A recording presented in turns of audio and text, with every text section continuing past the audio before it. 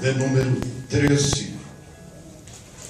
Eu disse aos irmãos que localizaria o verso citado na sexta-feira, e aqui está, Romanos capítulo de número 13 e versículo de número 11, quando a Bíblia nos diz, Paulo escrevendo aos Romanos, e a Bíblia vai nos mostrar que Paulo traz, de certa forma, a expressão do resumo da lei. Quando Paulo começa a descrever sobre o amor, e como nós já ouvimos outras vezes, e como nós ouvimos ali no setor Maria das Graças nesta manhã, eu já disse isso aqui à igreja, que dos 10 mandamentos saíram preceitos de leis, e dos 10 mandamentos saíram 623 preceitos. E quando nós olhamos para isto, nós vamos ver que quando Jesus vem ao mundo, ele cumpre esta lei, ele cumpre estes preceitos, pegam 623 normativas e resume em 2 somente. Deus pega 10 mandamentos, 623 preceitos e resume em 2 coisas: amarás ao Senhor teu Deus sobre todas as coisas e a teu próximo como a ti mesmo. Deus faz-nos entender que esta é e este é o cumprimento da lei, o amor. Quando nós olhamos para a expressão de Paulo no capítulo 13, verso de número 10, Paulo mais uma vez notifica-nos e traz-nos à memória as palavras do mestre, quando afirma nos dizendo: o amor não faz mal ao próximo, de sorte que o cumprimento da lei é o amor. Mas no verso seguinte, do capítulo 13, Paulo vai nos dizer por que estava chamando a atenção da igreja que estava em Roma, para que observasse a lei de Cristo, que é o amor ao próximo e que é o amor a Deus sobre todas as coisas. E Paulo expressa dizendo, no verso 11, é isto digo, ou seja, sabe por que eu estou dizendo isto? Porque eu conheço o tempo, eu estou observando o tempo, e que já é hora de despertarmos do sono, porque a nossa salvação está agora mais perto de nós do que quando aceitamos a fé. E nós vamos observar que o estado de sono, na verdade, nos diz a ciência, que é um estado de coma induzido, ou seja, quando o ser humano dorme, nós precisamos entender que ele só desperta, ele só acorda, porque a misericórdia de Deus o sustém. Quando o salmista Davi entende que ao acordar foi Deus quem o sustentou, ele escreve dizendo no Salmo de número 3, no verso de número 5, ele expressa as seguintes palavras: eu me deitei e dormi. Até aí, tudo bem. Mas de repente tem um ponto e vírgula, ele exclama dizendo: acordei, porque o Senhor me sustentou. Glória a Deus. Então, queridos, ao simples fato de você, de nós, de eu, pela manhã abrirmos os olhos e acordarmos, dê glória a Deus, porque aquele fio chamado vida ainda não foi interrompido. Porque se Deus não der partida neste motor chamado coração e sentimento humano, nós continuamos em um estado de coma induzido. Quantas pessoas estão nos hospitais, infelizmente neste nível ou nesta situação, em coma induzido, não mexe, não sente, não fala, ele está neutro. Por quê? Porque não deu partida ainda. O motor está desligado. Então, o estado de sono nada mais é do que isso.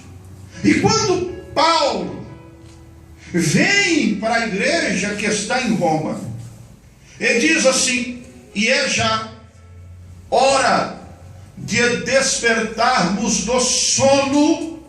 Paulo não está dizendo, ou Paulo não está sugerindo que talvez a igreja estivesse, mas Paulo está confirmando, afirmando que estavam dormindo.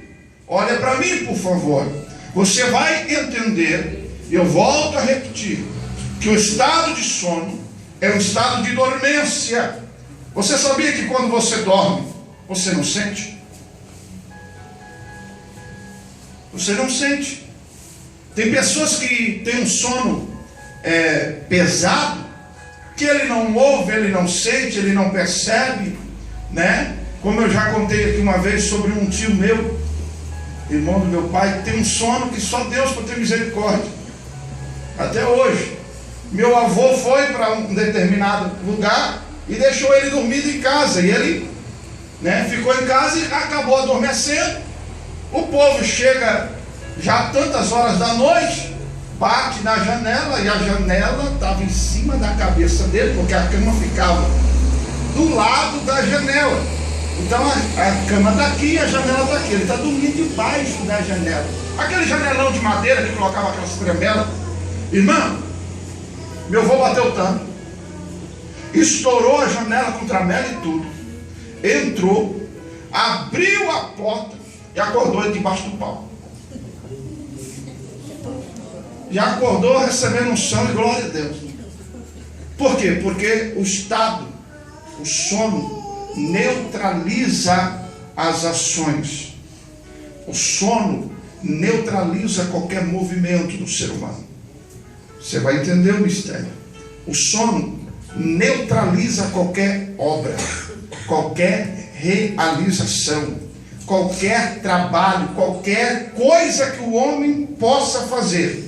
O sono detém qualquer ser humano. Ele pode ser o melhor motorista que existe, mas se o sono bater a porta dele, para, encoste o seu carro, porque o sono neutraliza qualquer coisa. Amém? Amém. Aí vem Paulo e diz assim: ei, igreja que está em Roma, tem algo errado aí. Tem algumas coisas acontecendo aí. Eu estou percebendo que o sono bateu a vossa porta. Vocês estão dormindo e não perceberam. Porque eu olho daqui e eu vejo que as ações que deveriam ser tomadas estão sendo neutralizadas. As coisas que poderiam estar sendo feitas não estão sendo feitas. Então o sono chegou à vossa porta. E eu vos digo agora, é já hora de despertarmos do sono. E eu olhando para a palavra de Deus, eu pude, por Deus, classificar alguns tipos de sono que sobrevêm sobre a vida do ser humano. O primeiro sono é o sono de Eutico, um jovem que está registrado no livro de Atos dos Apóstolos, capítulo de número 20, verso de número 9. A Bíblia nos informa que Paulo está pregando no terceiro andar do edifício. Enquanto Paulo prega, o sermão de Paulo vai sendo prolongado. O sermão de Paulo vai se estendendo, vai crescendo, vai esticando. E a Bíblia nos diz que este jovem Eutico, ele está sentado na janela. Preste atenção nisso. Ele está sentado na janela do terceiro andar daquele edifício. Por causa da pregação de Paulo ser um pouco extensiva, a Bíblia vai nos mostrar que ele adormeceu, pegou no sono e caiu e morreu. Presta atenção. O primeiro sono que eu quero falar nessa noite, com base na vida de Eutico, é o sono da indecisão. Por quê, pastor? Porque janela não é lugar de ninguém ficar, lugar de crente estar. Ele não é ou não pode estar em uma janela. Deixa eu te explicar no sentido figurado o porquê que o crente não pode ficar numa janela espiritual. Porque quem fica na janela, ele é indeciso. Ele não sabe se fica dentro ou se fica do lado de fora. Quem está na janela contempla, irmão Hugo, os dois ambientes. Ele sabe o que está passando do lado de dentro, mas ele sabe também o que está passando do lado de fora. Ele tanto pode aproveitar do que passa do lado de fora, quando também pode aproveitar do que passa do lado de dentro. Este lugar não é um lugar para o crente estar. Lugar da indecisão. Não sabe se vai, não sabe se fica. Janela não é lugar de crente estar. A Bíblia diz que Paulo está pregando, este homem adormece e cai, mas não caiu para o lado de dentro, porque infelizmente é essa a realidade. Quem dorme na janela, quem participa das tuas coisas, se adormece, infelizmente nunca cai para o lado de dentro, sempre cai para o lado de fora e morre. Mas a Bíblia diz que Paulo desce, toma nos braços, ora a Deus, Deus o ressuscita e o nome do Senhor é glorificado. Mas eu estou falando do sono. O sono de Eutico é o sono da janela, o sono da indecisão. Chega um momento na nossa vida que nós temos que saber quem somos. Chega um momento na nossa vida que nós temos que tomar uma atitude e definir a situação. Porque na janela não dá para ficar. Nas janelas dessa vida nós fazemos as duas coisas. Nós damos glória a Deus, e com a mesma boca que damos glória a Deus, xingamos palavrões. É verdade.